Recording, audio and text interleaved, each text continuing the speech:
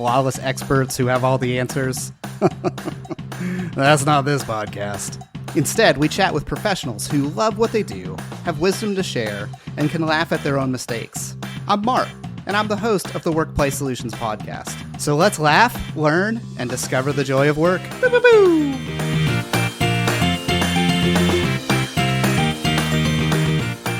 All right, I am here for part 2 with Alexandra Goodrich, teacher, artist, improviser, person who makes up stuff, and we are chatting about fun with art and improv. And welcome to part 2. All right. Thanks, Mark. It's good to be back. Yeah. It's been so long. It's been forever.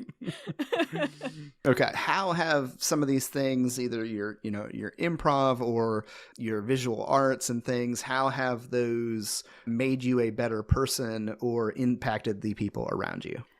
I'm going to go off on a slight tangent with this. Oh, go ahead. Very quickly. So the school I'm at, we recently took a very bizarre quiz that, I had never heard of the Clifton Strengths Assessment or Strengths Finder at all. So it's interesting because our head of school had everyone in the school take this so that we could learn a little bit about ourselves, a little bit deeper, who we are, how we work, and then maybe why. And I learned recently that I am an energizer, which was, and my favorite part about that was we broke up into little groups. So it was like, if you're this, you're over here. If you're this, you're over here, and etc. And it was like, if you're an energizer, over here. And I was the only one in the school. Was energizer your number one? Futuristic was my number one, actually. So recently, our school had us taking the Clifton Strengths Assessment, and we got our signature theme report, and just kind of learning about how each of us works a little bit deeper about who we are in ourselves. And my first one was futuristic, which was, wouldn't it be great if you're the kind of person who loves to peer over the horizon? The future fascinates you as if it were projected on a wall. You see in detail what the future might hold. And this detailed picture keeps you pulling forward into tomorrow. The others I got were ideation, being excited by... That's my number one. Is it nice? That was my second. Being fascinated by ideas, and exploring new concepts, new ways of thinking. I got includer, so kind of stretching the circle wider. That's my 34th best strength. That's my third. Or worst. Oh, no. Yeah, my 33 is harmony, and my 34 is includer. So I don't care if you're on the bus or getting along, because we're heading forward. We're doing this anyway. That's so funny. I do actually care. It's just I make that joke because I know that includer is not a natural strength and harmony is not a natural strength. I work really hard on those things and put extra attention on it to make sure that that's not missing. Yeah. That's really cool that you have that awareness. And a part of me does want to take the full test just to learn everything. There's definitely things I am not strong in, but it was to answer your question. These kind of helped me realize what I am good at and what I'm hoping people are getting out of their interactions with me, which number one is with art and improv, I've definitely been working really hard to make any space where I am teaching a space where people feel immediately safe and comfortable to be. That is the most important thing for me, because if you're coming into my class and you're stressed out and you're just not feeling comfortable, then I'm doing something wrong. So that's been just my number one, because having the classes that I've had in the past with different teachers, the second you walk into a room and you're like, it's good to be here. This is a genuinely safe space, not a safe space that's just a poster. Yeah, exactly. It's you're not the let go of that branch or die, cat. Kind of hang in there kind of vibe. So that I think has been really important, and I have seen that in my students, in my adult students, and in my children as well. I don't have kids of my own, but my children's students, because they come in. The space is open for them. They know that they can come in. We're going to have a project that we do together. But if at any point they need a break or if they're done, then they have time to kind of explore something of their own interest on their own. And, the space is open and safe for them to do so. I think that is also super important in terms of like how it's made me a better teacher. Is also, I'm kind of learning to let go a little bit of control. So in my very first teaching job and a lot of my teaching training, it's very much like come in with an iron fist and then slowly let it go. And I for my entire life, I've never been able to have that iron fist.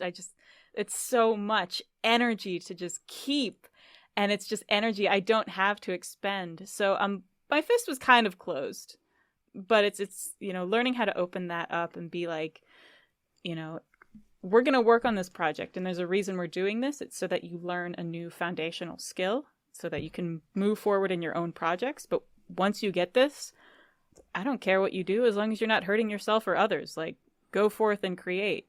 And it's been really interesting kind of letting go of that, like, quote, formal training, unquote, of like, this is how you classroom manage. Definitely improv has helped me a whole lot with kind of learning to let go and let be.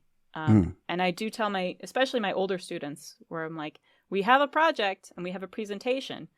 These are the project parameters.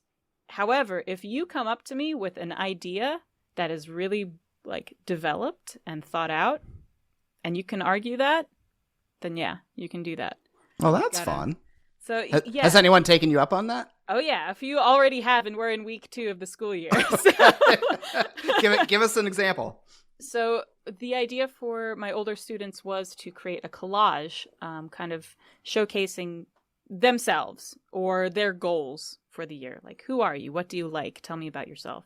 And some students are very uncomfortable with being that open. So, for example, one student was like, I do not like collage, but I just have been experimenting with digital media. Can I create artwork using digital media instead of cut and paste? It's like, is it going to be about you? And can you defend what you're going to present? And they're like, yes. So it's been kind of cool seeing that. I had one student who was like, I don't want to do one about me, but can I do little drawings? They found a piece of paper that was all of these frames, and they're drawing little scenes in these frames. And I was like, what are you drawing? They're like, I don't know, just people. I was like, okay. Can you, and sometimes I'll give them a challenge. I'm like, the challenge is you can absolutely do this if you can create a reason why all of these pictures are connected. What's the story behind these? So just to make them think a little bit deeper about what they're doing besides just like, oh, I'm just doing this because, like, I don't know, I want to do it. Because we're not learning or growing when we're just like, meh, whatever. Yeah. Good to have those doodle moments, but so those are some examples of that for certain. Okay, so a couple bonus questions. All right, what is the biggest misconception that people have about artists and performers? Ooh, that they're lazy. Okay. Yeah, I cannot personally stand the question that I'm about to kind of relay. I understand that it comes from a place of like love and concern and perhaps not necessarily ignorance, but uncertainty. And that is, like, what's your plan B? Yeah, like, you should absolutely have dreams and pursue them and have a little bit of pragmatism, but like, don't just assume someone's doing art or pursuing the arts because like they don't know what else they want to do. If they're pursuing art, they know exactly what they want to do and why they want to do it. So I think this whole like mentality of the starving artist is so old-fashioned and not really a thing, because you think about the great artists of the age, they all had patrons. You never think about like Leonardo being like, oh man, I hope I get to eat my bowl of ramen tonight. Like this guy was working, and artists work so hard. Sometimes all you see is the final result, and that's awesome. But understand that there are countless hours, days, nights of work into every single piece that an artist does, whether it's visual art or performative. Yeah, so the idea of just like, well, like, when it fails, what are you going to do? I think we need to get rid of that mindset entirely. My daughter Lucy, who's 3, calls ramen bumpy noodles. Aww. Can I have some bumpy noodles? Sure. So cute. She loves it. The Demetri Martin quote, "Do you have a plan B? Heck no. My plans are numbered." Yes. Of course not. My plans are numbered. Absolutely not. Yeah, and for those of you who are pursuing art, like, I'm not saying that it is okay to starve. Like, you do, like, there are unfortunate realities out there where sometimes we do have to take a job that we just absolutely despise, but it's never forever. Yeah, I think that is the misconception. It's just like artists always need a backup, and that the people who are like amazed that you have to pay artists for their art, like, get over it, man. It's a lot of work. All right. So tell us about a work of art that you are incredibly proud of. So I've actually been in a very strange place with my art recently, which is I have been in a creative rut artistically. So visually, that's my visual arts. That's hard to kind of describe. However, in my performance art life, I am really proud of a podcast that me and my friends started working on this past Monday. Mm-hmm. We recorded our pilot episode, and it went better than I thought it would. You can go ahead and name the podcast. So the podcast will be called XYZ. Okay. It is in pre-production right now, so nothing is out. Like I said, yeah, we recorded on Monday, and there will be some editing that needs to happen. But the idea, I will with a little bit of shame say I stole the concept from Jim Karwisch when I was listening to his podcast, Your Secret's Safe with Gus. If you have never heard, I'm speaking to the audience at this point, if you have never heard My Secret's Safe with Gus, that podcast, it is the funniest thing I've ever heard. It is phenomenal. I didn't know you could do improv, like full long form, on an audio only podcast, and it makes sense and be funny. And he nailed both of them. It is absolutely amazing. I'll say, if you listen, the first couple episodes take a minute to find their rhythm, but I think by the 4th episode, it's just gold. I mean, Jim's a master at his craft for certain, but I was in a place, pardon my French, this has been in production hell for like 3 or 4 years. And the reason we started, the idea was an improv group I was with was starting to kind of fall apart. But a lot of us wanted to stay together, and we couldn't really meet up to do live stuff for a while. So we were like, I came forward. I was like, this is a really fun concept. Listen to it. And, what's a way that, I'm sorry, Jim, that we can make it our own in a sense. And so we recorded the very first one on Monday, and it just went so well. We did kind of plan out a few things in terms of like a very skeletal story structure, and a little bit who we were as characters was kind of fleshed out beforehand. So it was like playing D&D in a way. But everything, how we get there and what we say and what else appears just like happened so like magically and spontaneously. So I'll let you know when that goes up. Okay. Well, if you ever want a guest villain or guest hero, I'd love to be on. And that's exactly it. So yeah, we definitely will want guest heroes and villains. If I may, the idea of it is XYZ is a secret underground government facility that is essentially like the Men in Black, but way more competent. No, I'm kidding. It's way just better. So it's Men in Black. There are these portals that open up throughout the world that our characters have to go and either explore, or something comes out of the portal to explore Earth. And we have to close, we call them zippers, and we have to close them up by the end of the at the end of the podcast. I love it. So yeah, if you want to play a villain or a hero, yes, please come on. You're so welcome. So absolutely. Yeah, I'm definitely going to do that. Okay. So we talked about work of art. So let's do my favorite question, spin the wheel of embarrassing moments. Tell us a story of professional failure where you're the one who screwed up, and what did you learn from it? Oh, gosh. Okay. Don't include any details that would get you fired. So this was a long time ago, and it taught me that kids, especially younger kids, are very influential and will absolutely repeat what you say and do what you ask with great enthusiasm sometimes. And when I was in my late teens, I volunteered to work at a summer camp, and I was helping with the improv classes, actually, which really kind of was how I got into improv, and then eventually started doing like more serious theater. But we were teaching a class, and these were, I think, between kindergarten and second grade. And it was a game called Elevator. The kids would pick up a little card that had a suggestion on it, and it would be things like a robot or Godzilla, etc. And you go onto the elevator, and the new person on the elevator, whatever card they had, you all had to act like that creature or that scenario. And we had one kid so the setup, the kid got Superman and was just like gonna fly around the stage and flew off the stage. And I do not know how we caught him, but we caught him. So he leaped off the stage. Off the stage, like almost into the orchestra pit. It was just like, oh my God. So let me put you down. Wow.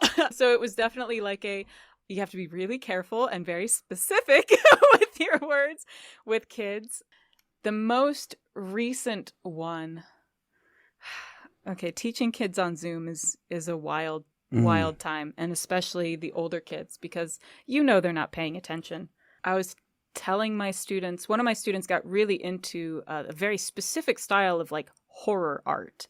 And so they were just kind of making their own thing and, exploring it a little bit. And without thinking, I was like, you should check out this artist, Junji Ito. He does like these really cool, like dark Japanese anime horror style things. And it just came out of my mouth, and they were like, yeah, cool, awesome. And they start looking it up, and I can see their faces just like fall and their eyes get wide, because his stuff is graphic. It's pretty graphic body horror. And I was like, oh no, like I need to definitely be more aware of what artists are appropriate for children. Like, oh no. They were appreciative to a point, but they were like, and I was like, I'm so sorry. I expect to hear from your parents, and rightly so. So we've all had those moments. yeah. And working with kids, it is just the funniest thing. They are little sponges, man. You have 2 kids of your own. You already know. They are such sponges. Yeah, the first time Lucy copied me dancing inappropriately, I was like, oh crap. Alice just looks at me, she's like, she learned that from you. I'm like, sorry. Yeah. I didn't think she was paying attention. All right. All right. So what, we already talked about who has helped you in your career. So what is a question you haven't been asked but are burning to answer? I guess I would be really burning to answer, what is next? You and I talked a little bit before the podcast. I was picking your brain about, your journey through, WorkPlay Solutions. You can say WorkPlay Solutions. That's the whole name of the company. It's okay. WorkPlay Solutions. I currently have a job that is on paper absolutely picture perfect. And I am very grateful to have this job. And I'm very happy. I'm content in this job. But for me, what I am doing next is I have a bus that I'm renovating and turning into a mobile classroom. And what is next for me, I'm hoping within like the next year, maybe 2, depends on, funds and use of time, is to have a mobile art classroom that I can take around the states, the state of Georgia, etc., around the world, whatever, and bring art classes to people who need it the most. So that's fantastic. Thank you. So that is I have a bus sitting outside. It's very clean now, and I'm working on that. Is it a full-length bus, mini bus? What? It is a mini bus, so Okay. it has 8 seats, so it would sit, like 16 kids. So Okay. at maximum, I could probably have 6 to 8 students at a time in it. So that's super fun. All right, we'll definitely have to do a follow-up episode whenever you launch that and get that rolling. Yeah, thanks, man. Final thoughts, and where can people find you? You already mentioned your podcast. Feel free to mention upcoming improv shows, including ones that I'm in. Yeah. For those of you who are not aware, this is very exciting. So, final thoughts is no matter what you are doing in your work, if you are not enjoying it, find out why. See what you can change about it, even if it means not necessarily a 180-degree turn from what you're doing. Pivot and see what else is around you before you kind of shift off and move. And for me, don't say you're not creative, because in a way you are. Just because you're not doing painting or drawing or sculpture or blah, blah, blah, visual art, the crap you see in museums does not mean you are not creative. Whatever kind of sparks that kind of joy, embrace that, and don't talk down to yourself for doing it unless it's, something, again, absolutely horrendous. And then maybe or illegal. Yeah, exactly. Or entirely illegal. I just feel purpose when I open my meth lab. And... Yeah. Oh man. Exactly. Like if you're doing something that is clearly harmful to yourself or others, maybe not. If you are a member of law enforcement, that was a joke. Mark does not have a meth lab. No, he does not. I've seen it. No, I'm kidding. It's a joke. It's a joke. It's a complete joke. So that's my parting. Like, don't quit your daydream, essentially, is the little thing for that. But you can find me on the Instant Ham, Instagram, alexandra.joy.goodrich. I post very infrequently. You can see a improv performance with Alexandra and I in it. With our, what are we called now? 15th Century Stationery is our troupe name. It's so good. So yeah, if you want to see some good improv online that is available to you and free, we have a few extra shows coming up as well. Some in October and November and December, I believe. Mm-hmm. You can also find me and my friends at Instagram on brain.cake.yt. So that's my little collective artist friend group. We're always trying to do creative projects, everything from podcasting. Yeah, we're doing everything from podcasts to short films to just random art here and there, just trying to live a creative life. So fun stuff. All right. Thank you, Alexandra. My guest today has been Alexandra. Turns out her middle name is Joy and not Melville Kierkegaard Rawlings. But Alexandra Goodrich, teacher, visual artist, improv performer, and theater person. And we didn't talk about Rosetta Stone at all, but that's fine. Yeah, it's okay. It's something I do. All right. Thank you, Alexandra. My pleasure. Thank you so much, Mark. If you enjoy this podcast, please leave a review, tell a friend, give us a gold star, or call my grandma. And if you want unforgettable events and training that's fun, like for real fun, get started today at workplaysolutions.com. I know I want that. Boo-boo-boo!